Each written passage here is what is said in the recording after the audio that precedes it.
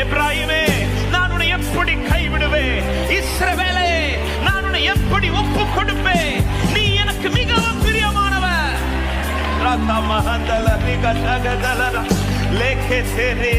அவர் உன்னை திக்கற்றவனாய் விடவில்லை. அவர் விட்டிருந்தால் நீ இன்றைக்கு இல்ல சகோதரி, அவர் விட்டிருந்தால் நீங்க இன்னைக்கு இல்ல சகோதரா. ஆமென். பல பாதைகள் புரியல, ஆனா கர்த்தர் நன்மைக்கு ஏதுவாக தான் நடத்துகிறார். பல வழிகள் எனக்கு தெரியல, ஆனா கர்த்தர் நன்மைக்கு ஏதுவாக தான் நடத்தி கொண்டிருக்கிறார்.